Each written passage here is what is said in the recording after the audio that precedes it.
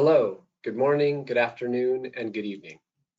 Thank you to all the participants for joining with us today. On behalf of everyone here at SCS Consulting Services, I'd like to welcome you to today's webinar. I'm your host, Neil Mendenhall, Managing Director at SCS Consulting Services. Before I introduce the topic for today's webinar, I'd like to take a moment to update all of our listeners on the event platform, GoToWebinar, and how to engage. To avoid any unnecessary background noises during the presentation, all attendees have been muted, and this will remain a one-way presentation for the duration of the event. If you'd like to ask a question, please go to the questions section in the control panel on the upper right-hand side of your webinar console. Once you type your question and hit send, your question will be sent to us for review. Depending on the time allotted at the end of the presentation, we'll make every effort to answer all questions submitted.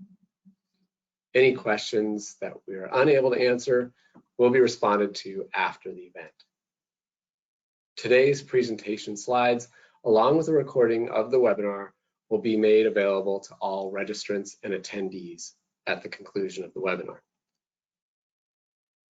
The topic for today's webinar: preparing for FAR's greenhouse gas regulation, what small to medium-sized enterprises and major government contractors need to know.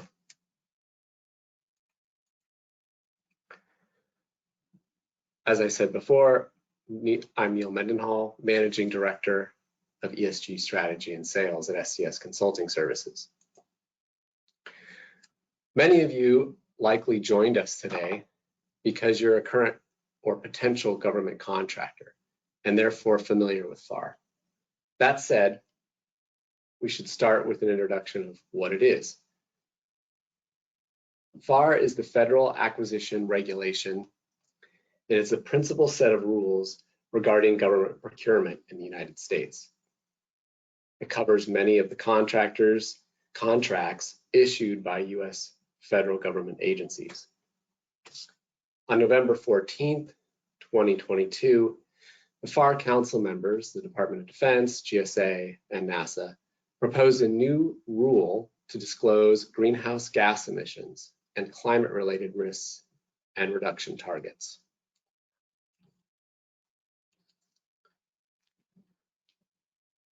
There are two types or sizes of federal contractors that are impacted by this regulation or proposed rule. The first is significant contractors, which are defined as federal contractors who receive between 7.5 and 50 million in contracts the previous year, and major contractors, federal contractors who received contracts exceeding 50 million. While these are the current levels set, other contractors that are lower than these thresholds should be prepared in the future should the government decide to lower the threshold for this rule.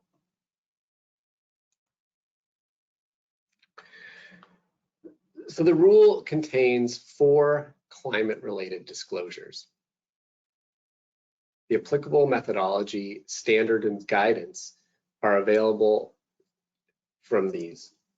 There's an annual Scope 1 and 2 greenhouse gas inventory that will be required, an annual Scope 3 greenhouse gas inventory, the development of science-based targets, and submission to the Science-Based Targets Initiative for validation,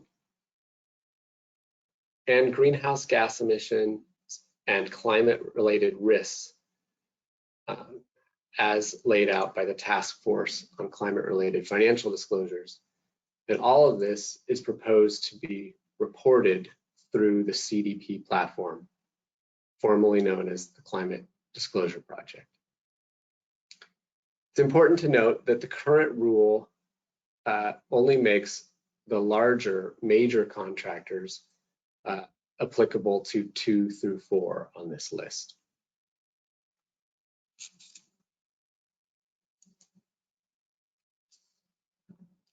So what's the methodology and accounting rules for these different disclosures?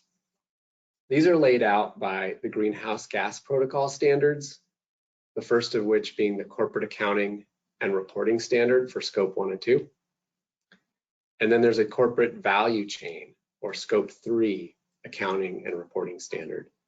Those are all available from the GHG Protocol website.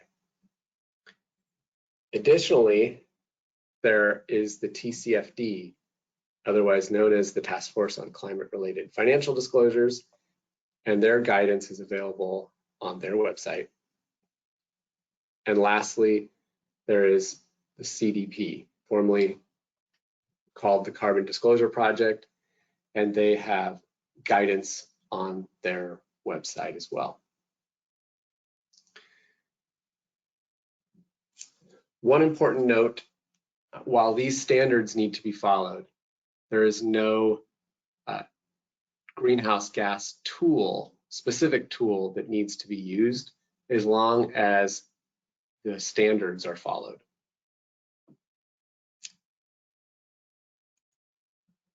So I'd like to take a step back and make sure that we all understand the terminology being used to describe greenhouse gases and scopes referred to in the proposed rule. This graphic was taken from the Greenhouse Gas Protocol. The greenhouse gases covered are listed across the top and include more than just carbon dioxide. There's also more powerful but less emitted greenhouse gases like methane, nitrous oxide, hydrofluorocarbons, fluorofluorocarbons, and sulfur hexafluoride. All need to be included in the disclosed inventories. Scope 1, which is depicted by the arrow in the center of this graphic, includes emissions from fuels combusted on site at company-owned or leased facilities and company-owned or leased fleets. Typically, this will be natural gas, gasoline, diesel, etc.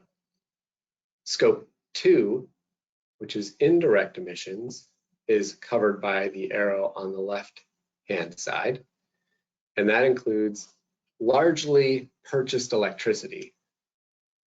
So this is electricity that is generated off-site where fuels are combusted at a power plant and brought in over the power lines. Scope 3, there's both upstream and downstream activities, are related to goods and services provided by the company. There are 15 categories. They include things such as purchased goods and services, upstream and downstream transportation, business travel, employee commuting, use of products, end-of-life treatments, and even emissions related to your investments.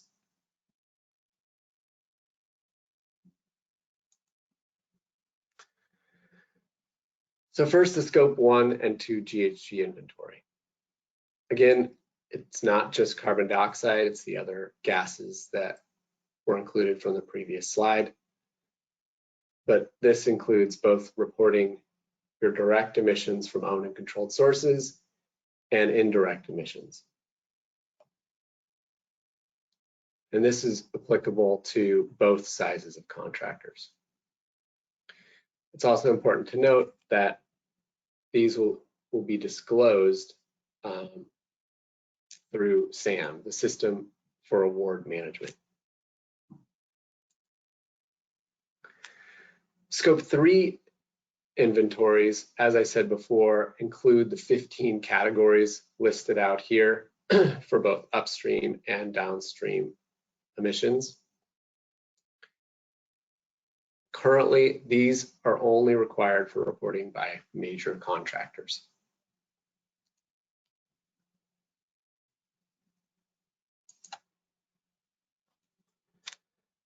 Setting of science-based targets and validation of those targets. Science-based targets initiative is a collaboration between CDP, the UN Global Compact, WRI, and World Wildlife Fund, and seeks to validate and register formal targets made by companies organizations, and governments in line with climate science, primarily to keep global temperatures to 1.5 degrees C. To set targets, one must first measure their baseline greenhouse gas inventories, the scopes 1 through 3 that we discussed earlier, then set targets to reduce over 5 to 10 years.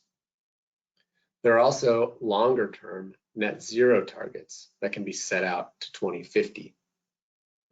Currently, it's taking the Science Based Targets Initiative about 4 to 6 months to review and validate submitted targets. Again, this requirement, as in the proposed rule, is currently only required for major contractors.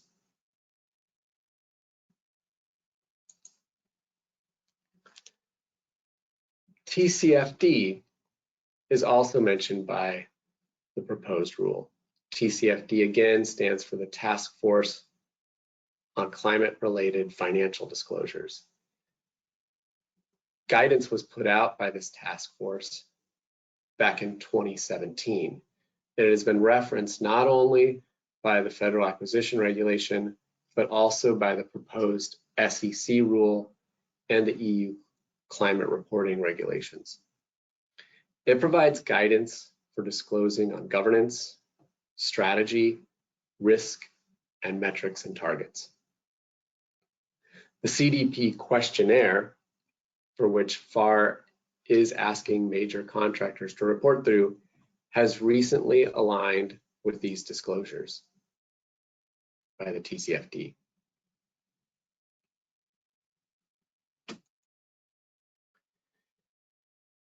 The GHG reporting framework that's called out by the proposed rule is the CDP climate questionnaire.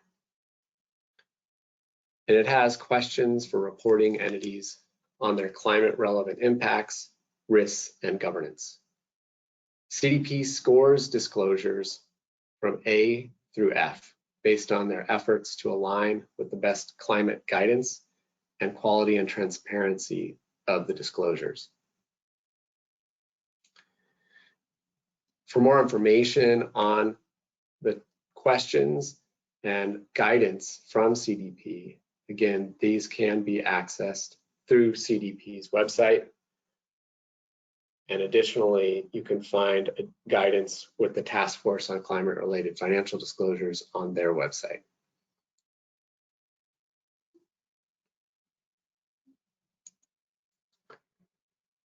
Other important details to discuss: the proposed timeline, what if contractors don't comply, and any exemptions. So the proposed timeline, both for significant and major contractors, they'd be required to have completed their greenhouse gas inventories for scope 1 and 2 and reported them through the federal government system of award management, starting 1 year after the proposed rule is finalized. The additional scope 3 data, science-based targets, and alignment with TCFD disclosures are required only of major contractors and would need to be completed starting 2 years after the rule is finalized and reported through CDP.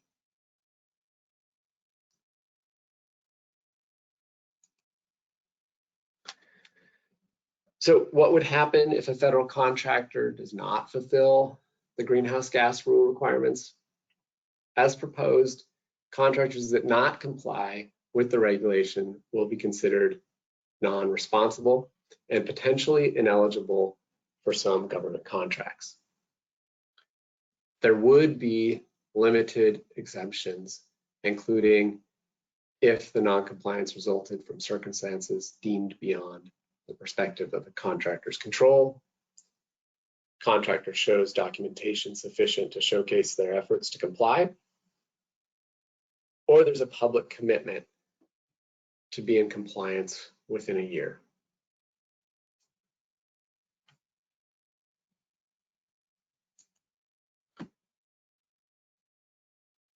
Any exemptions from the greenhouse gas rule? Some organizations may be exempted from the reporting of the proposed rule.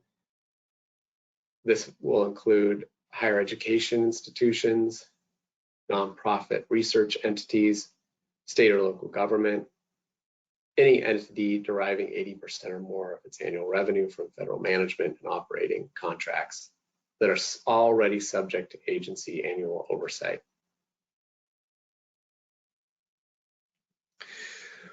I do want to also mention that SCS Global Services is not a law firm and I am not a lawyer. So while we are experts in greenhouse gas accounting, we are not the ones to come to for legal advice. So if you need more legal advice in compliance with laws, regulations, and proposed rule, we'd advise you to contact a law firm with knowledge in this area. I want to thank you for joining with us today. Like I said before, today's presentation slides, along with a recording of the webinar, will be sent out to all registrants and attendees. At this time, we will open it up for questions, and we have a few that have been submitted. The first, how long does the average GHG inventory process take and what is the cost? A typical inventory may only take 2 to 3 months time, and it does depends on how available the data you have for, if we were to do it as a consultant, if you have all your data available, like energy bills and things like that, and it's well organized, the process can go quite quickly. If you don't have a lot of data or you're chasing down data, that could obviously delay the process. The cost for just a scope 1 and 2 inventory for 1 or 2 sites, it may only be about $5,000, but then it can go up from there depending on how many sites that we'll need to be doing an inventory on. Scope 3 inventories are a little bit different. They're often done based on proxy data, sometimes better data, but this can be done through collecting, purchase and spend, number of employees, and other proxy data from the organization to compute. And for the high level Scope 3 inventory, it really just does depend. If we were doing it with you, we would send out a proposal based on a number of factors. Next question is, what makes a target science-based as opposed to just a greenhouse gas reduction target? So this is in regard to the Science-Based Targets Initiative. Like I said before, it is a collaboration between a number of stakeholders. WRI, who houses the GHG protocol, which is most of the standards that companies use to conduct their greenhouse gas inventories, World Wildlife Fund, among others. And it's basically a structure of rules that they've set up for making a science-based target. And it is to make sure that each company is doing their part, and their part is based on the ambition level. And primarily that ambition level is to keep the world's temperature to not increase more than 1.5 degrees C. So typically for a short-term goal over, say, 5 to 10 years, they would be expecting a 42% reduction in greenhouse gases to align with climate science. And this can vary. Scope 1 and 2 can have different alignment than Scope 3. But this is different than just setting a carbon neutral claim that isn't potentially backed by a set of rules and standards to be aligned with climate science. Next question, what is the difference between CDP and TCFD? and how would we choose one over the other, or do we need to do that? Well, they used to be different, but just a couple years ago, CDP fully aligned with the guidance, the CDP climate, I should say, fully aligned with the guidance from the Task Force on Climate-Related Financial Disclosures. So while it might be organized slightly different in the CDP questionnaire than it's laid out in the TCFD guidance, they are fully aligned at this point. And as in regard to the rule, if you're a major contractor, it looks like they're going to be requiring you to complete CDP. And so by going through all of those questions and answering them, you'll be essentially answering the disclosures requested by TCFD. But in some cases, it's probably best to go directly to the TCFD. They may have more extensive guidance, especially for certain types of organizations, like financial institutions, for example. See another question.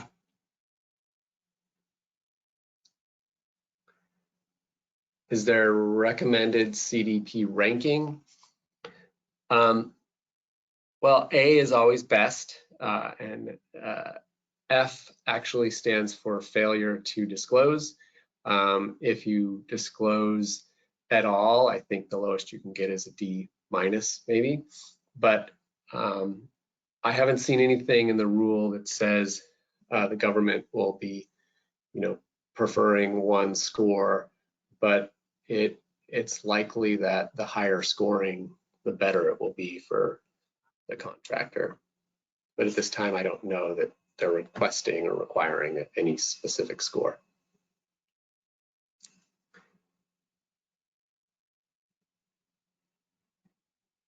Let's see here.